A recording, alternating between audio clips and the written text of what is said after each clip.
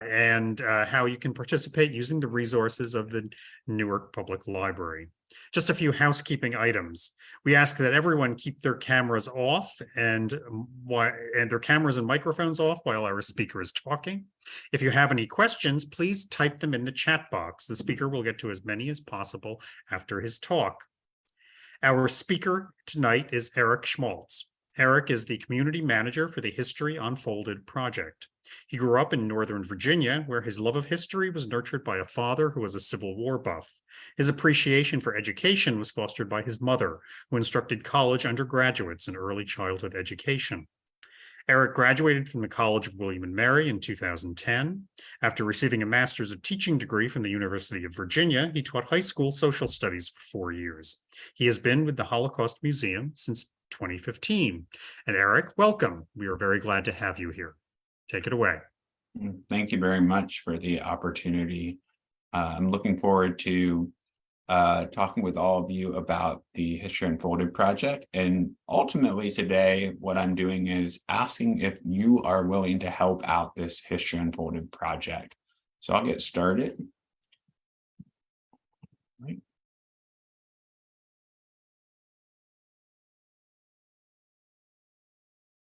Okay, this is the address to the History Unfolded website, newspapers.ushmm.org. You're welcome to follow along from this website during tonight's presentation. As a former high school social studies teacher, I always like to share the goals and our agenda for this evening. So our goals for today are to know what the History Unfolded project at the United States Holocaust Memorial Museum is. I want you to walk away from this presentation with an understanding of the value of the work that you can contribute to this project. And more specifically, to be able to research at the Newark Public Library. And you'll understand by the end of today's presentation why it's so helpful to be able to come to the Newark Public Library to do your research. And our agenda is in the form of a series of questions. First question is, why did our museum launch History Unfolded? Second question, how does it work? Third, how has the project been doing over its now almost 7 years of existence? Fourth question is, why specifically the Newark Public Library?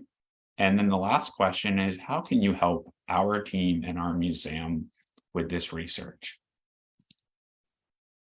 Why did the United States Holocaust Memorial Museum launch History Unfolded? So in order to answer this question, I have to go really broad for a moment here and think about these big questions about the Holocaust. You may have asked yourself some of these questions in the past before. What did Americans have the opportunity to know about the Holocaust while it was taking place?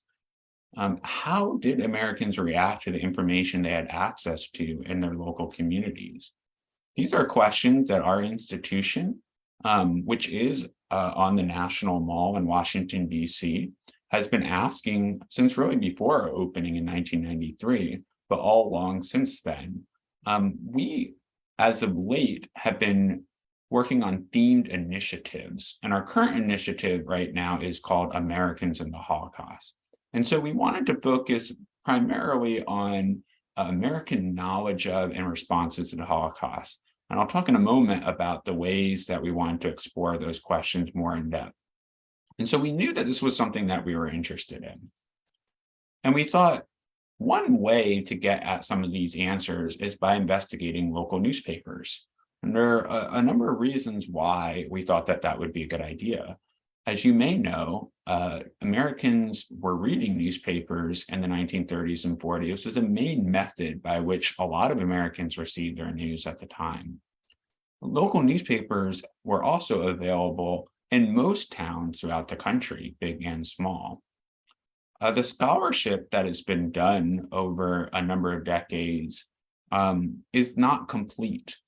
There have been scholars who have done this research, like Deborah Lipstadt in the 1980s did a really seminal work called Beyond Belief. She looked at newspapers throughout the country. That That research was built by some other scholars in the early 2000s, but we wanted to get more in depth. We want to fill in some of the gaps and to further that scholarship. We also knew that newspapers are still preserved today in a variety of formats. Many newspapers are still available only on microfilm. Some newspapers are digitized from the time period, a growing number of them. And in some rare cases, you can still find or access original print copies. And our staff is limited. We are a fairly large museum, relatively speaking, but we still have a limited staff. We don't have people all over the United States to help us do this research. And the final point, this is a really big one, is we thought, what a great opportunity to have students and adult volunteers develop primary source reading and analysis skills while helping us to do this research. So why not reach out to them and ask for their help? And so that led to this project, History Unfolded, U.S. Newspapers in the Holocaust. And you'll see on this slide an image of students looking at microfilm. This is in particular at the DC Public Library. And if you have never worked with microfilm before, it is a method of preserving newspapers, and you see the students pulling out the shelf with boxes, and boxes contain a reel that is put into a machine, and then the image of the newspaper is projected onto the screen. And so in this case, we were giving students an opportunity to use a particular preservation technique in their research, and also not only learn about the events of the Holocaust, but the historical context around these events as well. And so I want to talk now a little bit about some of the value of this project over time. And again, it's what were our goals? So one of our main goals was to engage learners in a compelling way and to foster an enthusiasm or a love for history. And we have found that many of our student volunteers and adult volunteers are hooked on the project. They really do take a lot from it. And so here's one specific example. We had a high school group in Illinois that not only contributed to History Unfolded one year, but their teacher and some students actually replicated the project infrastructure for the Rwandan genocide. And they were really curious how newspapers in the United States reported on that genocide in the 1990s. And so for us, that was a huge takeaway, that we were meeting our learning goals for students and helping to motivate a love of history or fostering a love of history.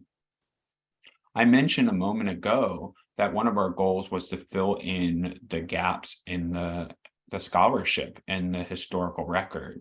What you see on this slide is an image of the Pittsburgh Courier newspaper, a political cartoon. It might be a little hard for some of you to see on your screens, but this is a political cartoon that depicts Uncle Sam extending a hand to what is identified on the welcome mat as white aliens.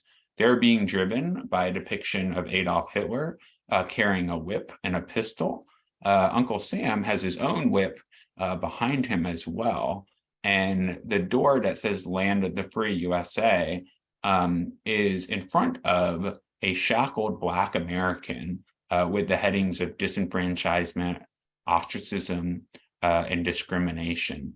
And so this is information that we as a museum were not aware of previously, and a lot of scholars haven't given as much attention to the reporting in the Black press. So we wanted to make sure that all voices are being heard and that we're getting a more complete picture of how people throughout the country were responding, and not just from the so-called mainstream media and the highest circulation or the biggest newspapers in the country, like the New York Times, even though that is important as well. And so we have been collecting lots of articles from the Black press, from other particular newspapers as well. We wanted to support the museum's work with an exhibition, our research, and our programs. And so if you ever find yourself in Washington, D.C., I encourage you to come to our museum. On the lower level, you will see an exhibition called Americans in the Holocaust. And some of the research from project volunteers in History Unfolded actually was included in this interactive wall map you see in these photographs. And so visitors come, they can click on the map and see an article from their state, and it will have reporting on the Holocaust. We also were able to support the exhibition in that the curators had asked us to have our volunteers for History Unfolded see if there were letters to the editor about the Wagner-Rogers Child Refugee Bill, which is a bill in 1939 to amend the existing quota system in the United States and admit 20,000 child refugees over 2 years from Germany. Many of them, it was understood, would be Jewish refugees. And we got dozens of letters to the editor from our volunteers, and the curators chose to print selections of those letters to the editor on the physical walls of the exhibition space. And so this was a really exciting way that we met that goal there to support the physical space. There's an online version of the Americans in the Holocaust exhibition, and this includes even more articles from History Unfolded. And I'll try to remember at the end of the presentation to share with you the link to that exhibition. And then we have a traveling version of the Americans in the Holocaust exhibition. And it will be traveling to Manhattan, I believe, in about a year. I will look that up as well and share that link with you. So it'll be somewhat close to all of you. And this exhibition is traveling all over the United States right now, going to places like Georgia, Hawaii, Alaska, and it includes even more articles and a tablet interactive, as you see here on the screen, that came from student and adult volunteers from the project. And so we are meeting that goal of providing really useful, specific, localized evidence and material for the museum's exhibitions. We also include material from the project in some of our online programs and our lesson plans and more.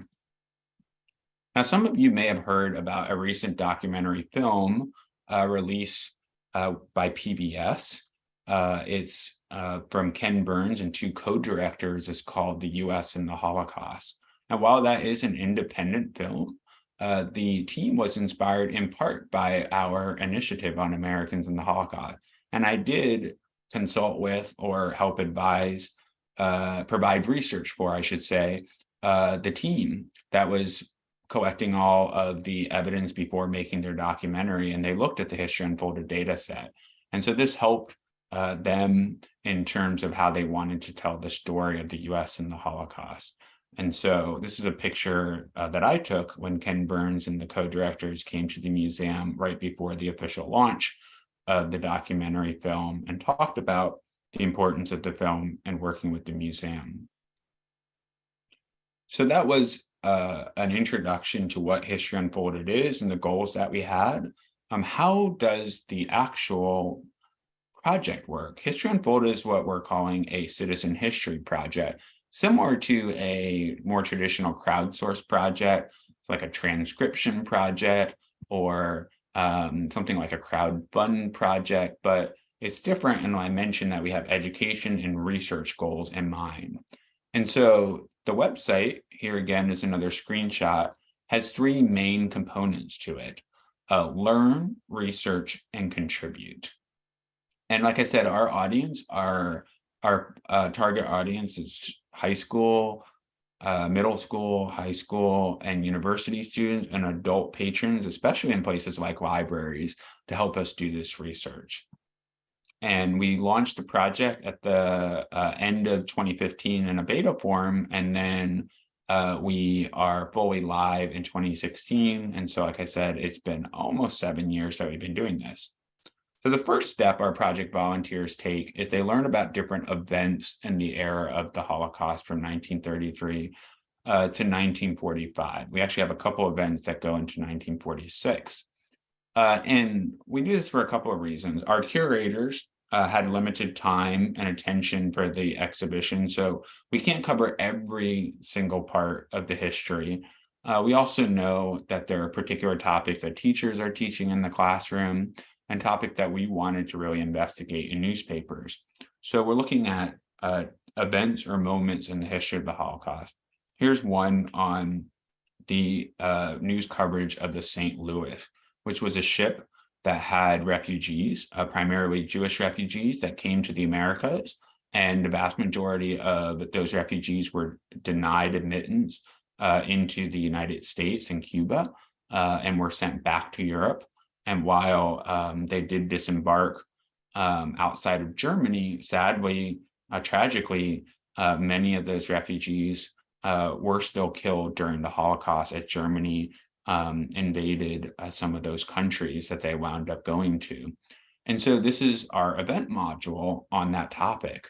And you can see we have in blue a key date, June 2nd, 1939, which we're asking really as kind of the central focus of the module. We have a background guide to give historical information, because we understand many of you are not going to be familiar with this history.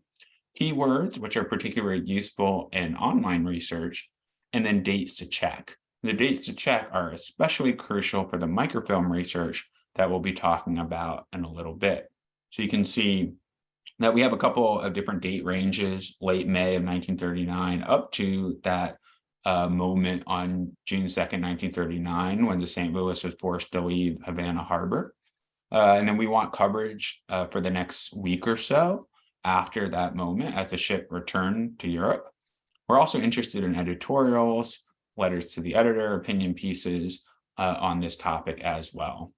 And so the volunteers, you would select one or multiple topics to research. The second part is to actually research into newspapers.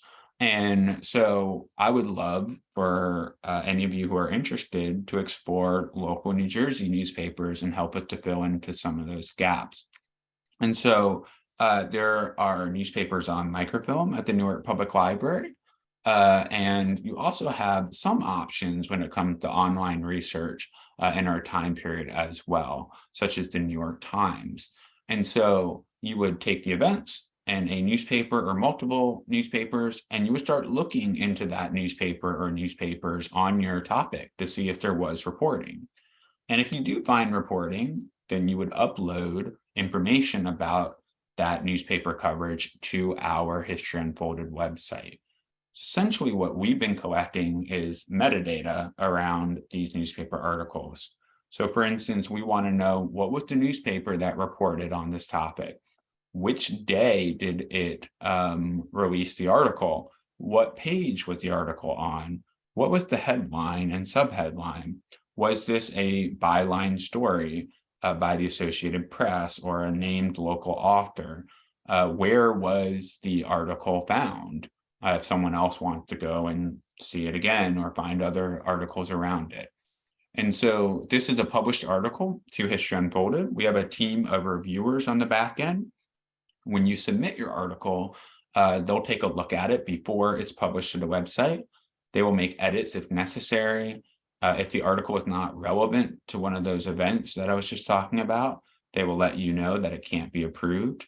If there are a lot of edits that need to be made, you have the opportunity to make corrections, and then we will approve the article to the database. So that's a pretty brief, broad overview of the project. How has History Unfolded been doing now that we've been running this almost 7 years? I'm very pleased to say that we've been really successful. This is a screenshot that I took when we reached 50,000 published article submissions. So as of this month, we've had over 6,000 known contributors, and a contributor is someone who submits at least one article. I think that number is probably a pretty low estimate because we have a lot of students that are working with a teacher or in a group, and they don't all have a submission associated with their account. We have over 3,000 registered teachers to the website. Not every teacher has their students submit, but we have had at least several hundred classes participate to date that we know of. We've had involvement from schools all over the United States, also DC, Puerto Rico. And the involvement actually is really upper elementary school all the way up to Holocaust survivors. We've had Holocaust survivors both submit articles and help us review articles on the back end. And what about the actual data that we've been collecting? I mentioned that we have over 50,000 newspaper articles approved from all over the country. As far as getting that more diverse data set, we've been really honing in on university newspapers, newspapers from the Jewish press and the Black press, newspapers that were printed in other languages besides English. All of this is stuff we are interested in. The only requirement is the newspaper has to have been published in the United States, and the articles have to be from the period of 1933 to 1946, and then meet the parameters of those event modules. So if you happen to have access to some of these newspapers, say from your local university, if you went to a college, if you can speak or read a language other than English and have access to those newspapers, we would love for you to do some of this more specialized research as well. I want to talk a little bit about New Jersey specifically. And so when we started this project back in 2015, 2016, we didn't have a whole lot of involvement from New Jersey originally. And so we started doing some targeted outreach. And I've done some programs with Kane University, for instance, and been connected with a number of teachers. And one of the teachers, through one of the workshops we did, brought all of his students to our museum. And I believe this was roughly 2017 or so. And we greeted all of the students. We thanked them for the work that they were doing, and they came to back to their school and contributed lots and lots of articles to History Unfolded.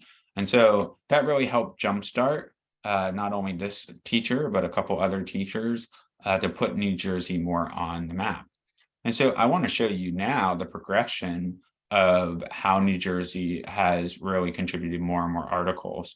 The first box here in the upper right shows New Jersey very early on in the project. We had about 89 submissions. And you can see the color went to a darker blue, have over 200, and then over 400 to the color black. And now it's one of our gold states.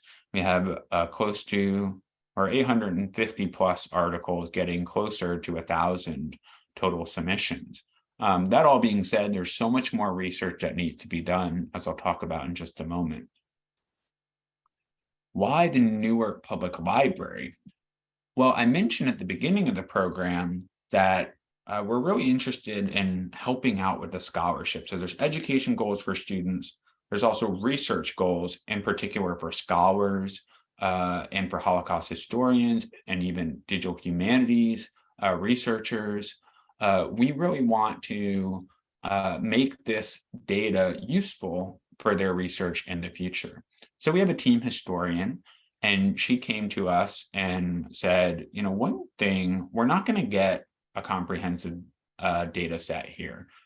We've been running this project for 7 years, and while we have over 50,000 submissions, there are so many more newspapers we still haven't even been able to access, so many more articles we haven't found, so many more issues that we'd have to go through.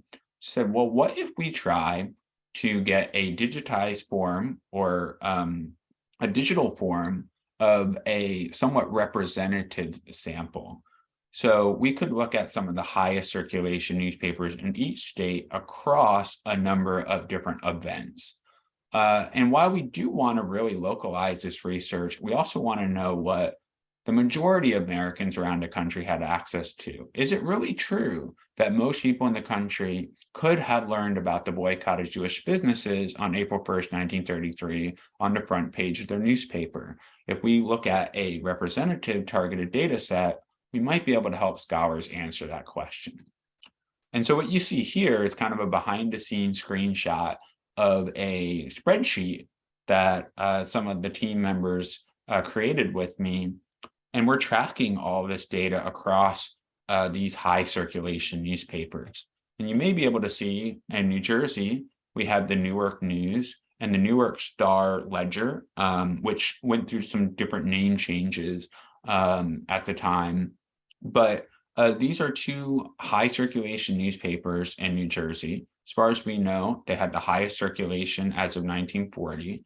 And you'll see on the spreadsheet, we list various events of the Holocaust. So we have Dachau opens, Einstein, which refers to him renouncing his citizenship in March of 1933, the boycott of Jewish businesses, the Nazi burning of books in May of 1933.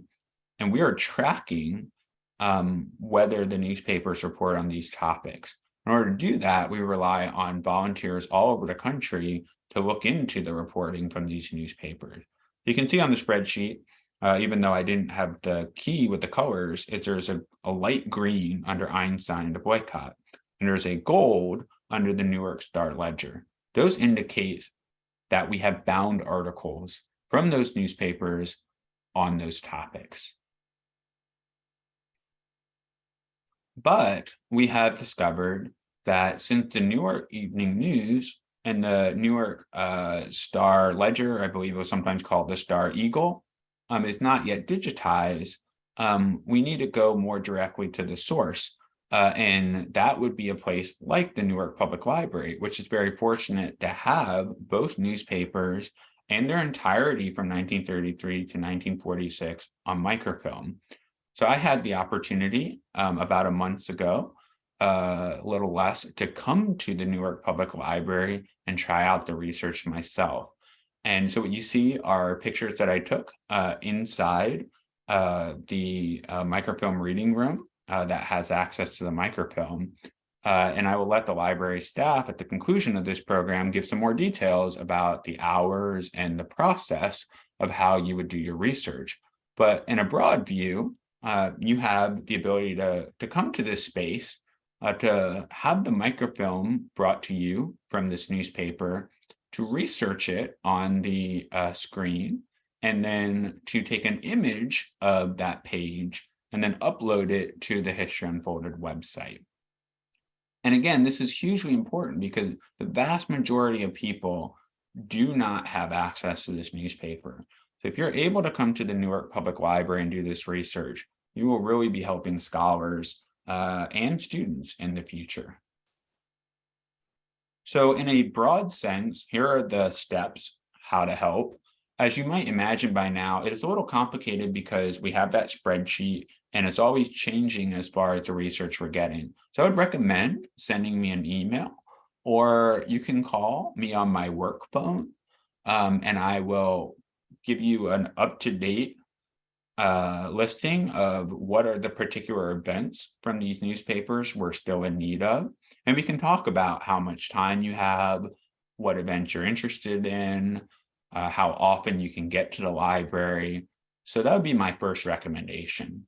Then go and visit the Newark Public Library and research, in particular, these two newspapers on microfilm. The other reason why I highly recommend that you take the time to reach out to me is because if 2 or 3 of you are independently going to the library to do your research, you might upload the same articles, and we don't want that. We don't want exact duplicates, right? This is original research. So we would like you to work together. And by reaching out to me, I can help to coordinate to say, we have another volunteer who's looking at the evening news in 1933. So why don't you look at the evening news in 1938? And then we'll make sure we're getting all original pieces. And then you would research one or more topics to find what we call our gold standard articles. And so when I mentioned earlier the event modules, you'll see that blue date there, June 2nd, 1939. We have decided for this data set to focus on particular dates. And so ideally, you would be finding an article from one of those two newspapers if it existed on the front page. So on this topic, June 2nd, 1939, a front page article about the St. Louis If your newspaper does not have a front page article, then we are interested in wherever the article appears in that issue. If there are no articles on June 2nd, 1939, go on to June 3rd, 1939, and continue on. If you would like to go above and beyond, you can also see if there was an editorial within our dates to check in May and June of 1939 and submit that as well. But the basic version of this assignment is to look at the newspaper for an article on June 2nd, 1939. And then, like I said, this sheet here is where we're tracking the progress towards that.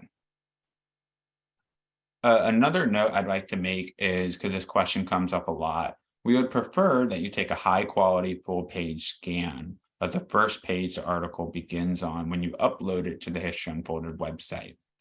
And so the staff at the library can help you to take the images. They were great when I was there, give you a sense of how to make sure you get that whole page of a good resolution. And if you need any assistance saving it and then uploading it. That final step is to upload your findings to the History Unfolded website. And so for a minute, I'm just going to see if I can pull up the History Unfolded website here. This is where you would go. You do need to create a free account in order to submit research. And I do recommend doing that in advance of coming to the library. So in order to create an account, you put in whatever email you want and you create a password. You will get a confirmation email link that goes to that email account. You click it once, and then you should be able to log in. And from there, you can go to menu and submit research. And then you go to submit an article.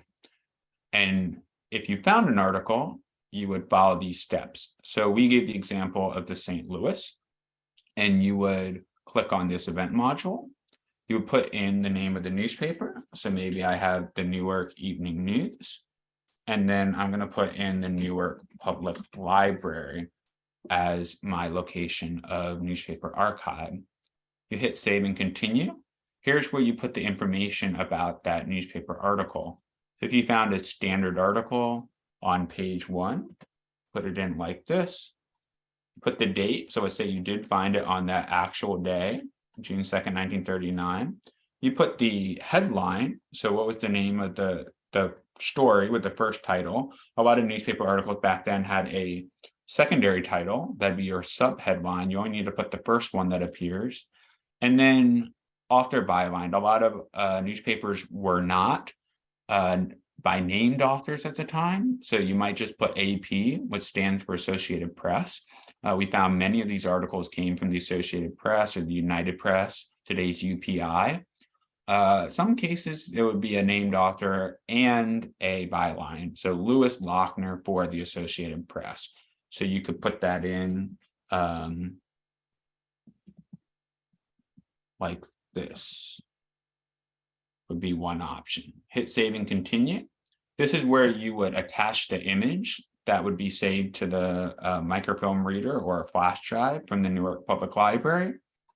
And then you would see a preview unless it's a PDF. We do prefer a JPEG if you're able to save it that way. Like I said, you only need to attach the first page the article begins on, even if there's a continuation page. Our system doesn't actually allow you to attach more than one file. Hit save and continue. Review all of your data.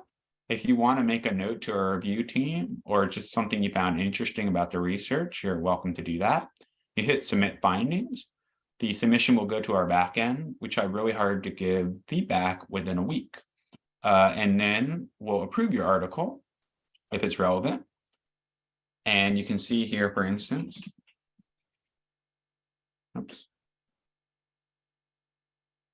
So the Newark Evening News, you hit search. And here are some examples. I told you the PDF doesn't display. So here is an article where you can see at the beginning of that article, we give attribution by the person's first name and last initial, and it is part of the data set.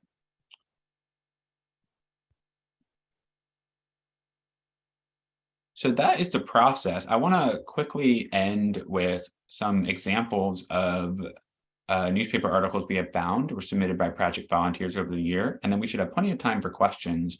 I'm really excited to see so many of you still on the call and interested in this potential research opportunity.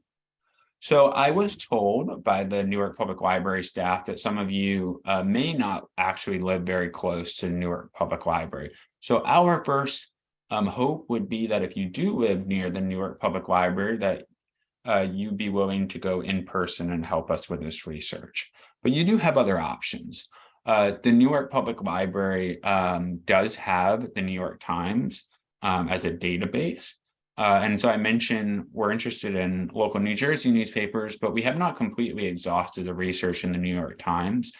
So you can do online research through that database. We also have other programs. We're doing a research sprint with the Library of Congress on November 14th from 6 to 8 p.m. That is a virtual research sprint that is happening.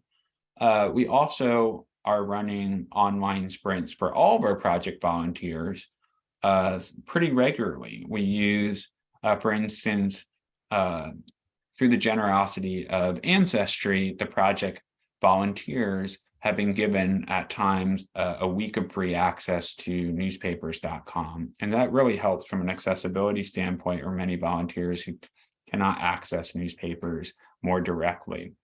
And so these are all options. If you live somewhere else in the country and you want to go to the local library near you, you are certainly welcome to do that. We always recommend reaching out to your local librarian to see what newspaper collections you have access to, whether there are microfilm readers you can use, and so on and so forth. So I'm just going to finish up with a couple of really striking newspaper pages that I saw and some of the research that's been submitted. So this is from the Newark Star Eagle on April 1st, 1933. This is the day that the Nazi Party enacted the boycott of Jewish businesses. You can see a banner headline that says Nazis enforce boycott edict. Guards picket close shops. I know we have some people here with the chat. If anyone would like, feel free, if you can see this page, to type in the chat some of the other stories that you see on the page. What is some of the other news that is being reported on at the time? Oops.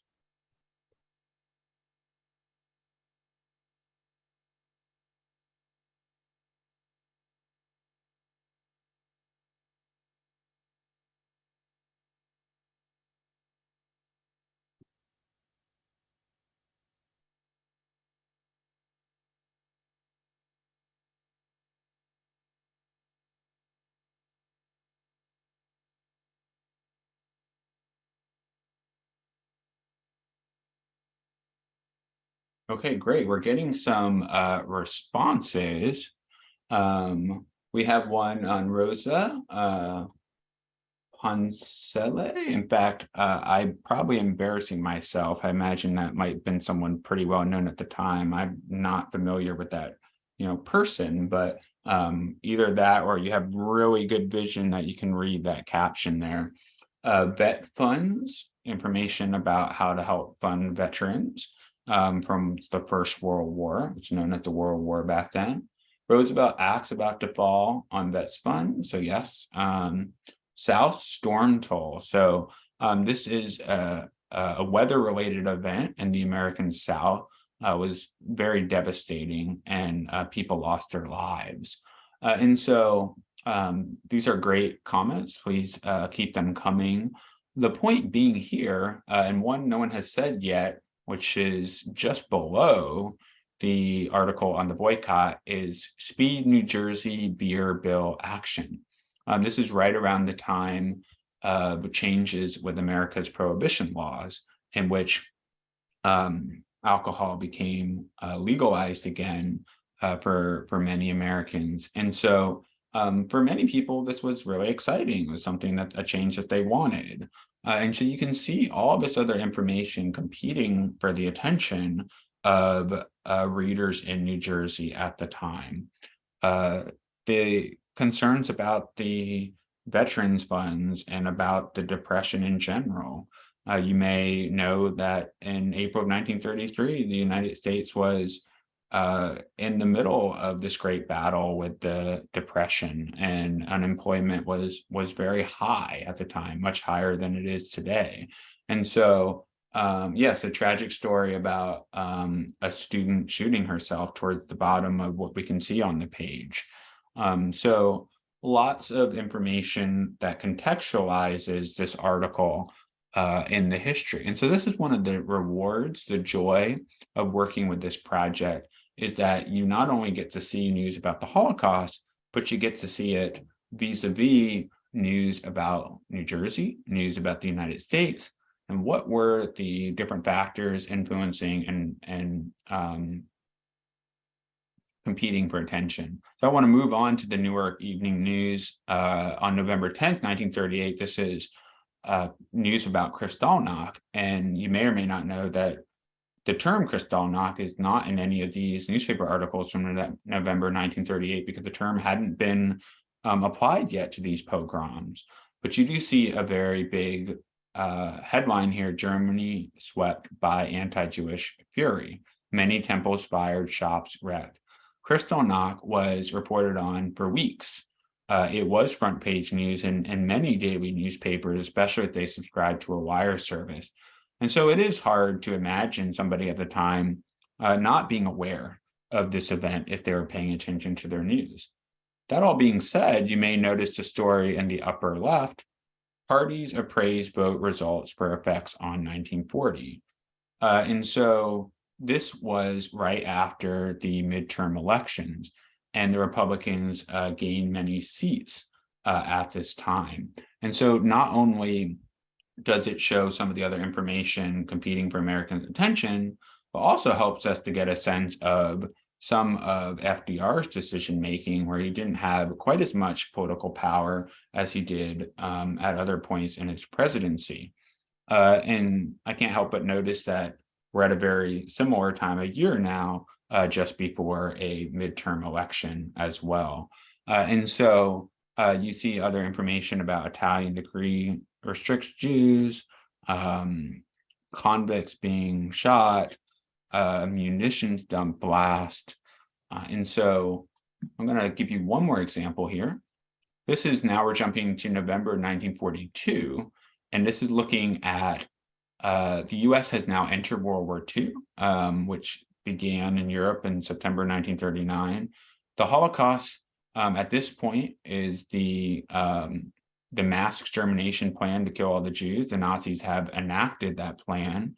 And we see an article on page 8, Hitler pogrom stir U.S. Jews. Dr. Wise, that's a reference to Dr. Stephen Wise, who was perhaps the most prominent rabbi in the United States at the time, calls conference in New York to study reports of slaughter. This is an Associated Press story.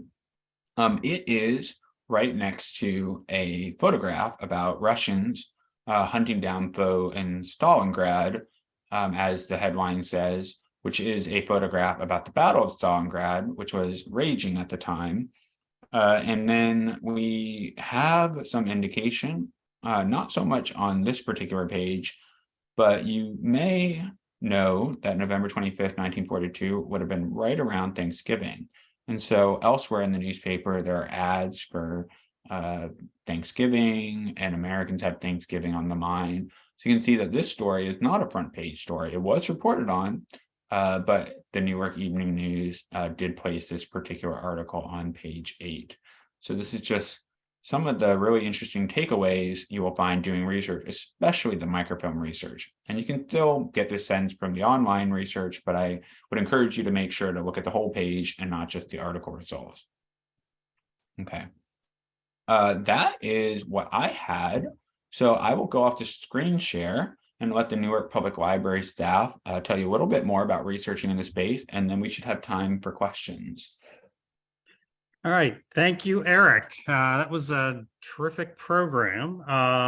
It was a terrific talk that you gave. I just wanted to talk, Eric had asked me to talk a little bit about doing research in the New Jersey room at the Newark Public Library. So the New Jersey room, also known as the Charles F. Cummings New Jersey Information Center, that's the department where people would come to do this type of research on microfilm in local papers. We have Newark newspapers on microfilm for the 1930s and 1940s, the Newark Evening News, the Newark Star Eagle, which became the Star Ledger in 1939, and the Newark Sunday Call were the four mainstream papers for that period. We also have the Jewish Chronicle until 1943 on microfilm, which was a weekly paper. The Jewish Post from 1934 to 1941, another weekly paper. And the New Jersey Afro-American beginning in 1941. I put a note about that in the chat box when Eric was talking about African-American papers. There's also another African-American paper that we've digitized that is available in our digital archive. My colleague Beth put the link to that, to where our African-American papers are. There was a paper called the New Jersey Herald, an African-American paper. A handful of issues of that beginning in 1938 have been digitized, and they are available in our digital archive. So no appointment is required to use the resources in the New Jersey room. But if you want to contact us with any questions, there are a few ways we can be reached. In the chat box, we have put our email address, which is njreference@npl.org. Our phone number, which is 973-733-7775. And the web address of the room where you can learn about some of our resources, npl.org/njroom. Beth has repeated that too. I put it in earlier, but Beth has written it down again. And also I will put the address, npl.org/njroom. That's our web address. So we are open Monday, Friday, and Saturday from 9 o'clock to 5:30. Tuesday, Wednesday, and Thursday from 9 o'clock to 8:30. And a bell rings about 15 minutes before closing every day, which means that you have to kind of wrap up and leave the building. You have to leave the building at that time.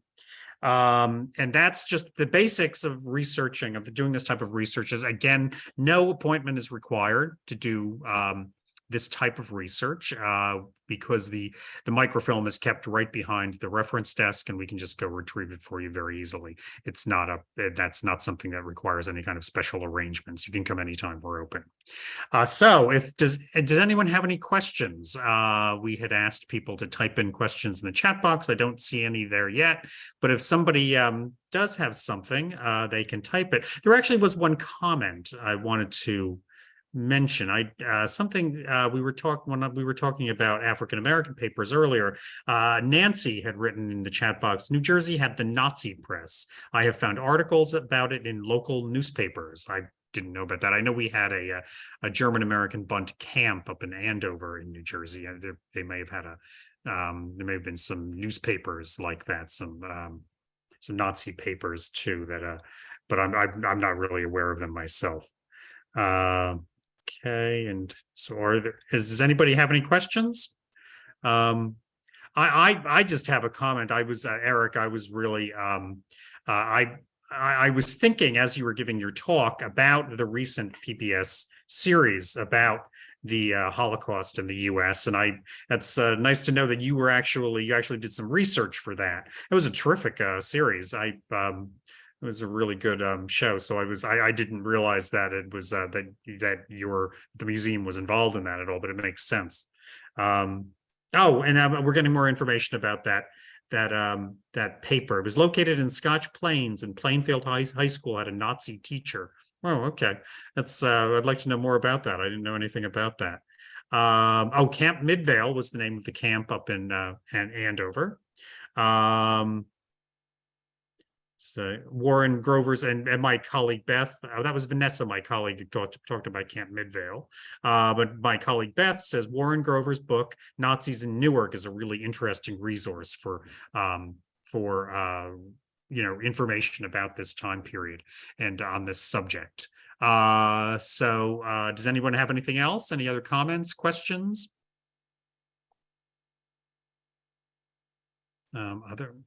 What uh, people are thinking of that, I was yeah, going to put in the online exhibition of Americans in the Holocaust as a resource. I mentioned that in my presentation. And then just if you're interested, in addition, we again very much would love to see you at the Newark Public Library. The virtual research grant, the Library of Congress, there is also information about that there. You're certainly welcome to do both. And then I'll just also put, so people have it here in the chat. This is my email address for anyone who is inspired and think this is something that you can do, and we can coordinate um, with the research at the library.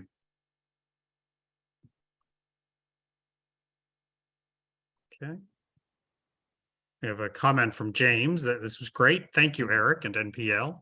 Yeah, we really encourage people to come out and do this research in the New Jersey room. We have 3 digital microfilm readers, so it makes it pretty easy to save and download articles. And you're working on a computer monitor, you're working with a computer while you're also looking at the microfilm, so you can also switch over to a browser and you can go to the website for this project, and you can send the article in right then and there as you were doing your research, so it's not something you have to download and then do later. So we do encourage people to come in, and again, you can come in anytime we are open. So what kind of how I know you said how many people did you say you have volunteering with you now, Eric?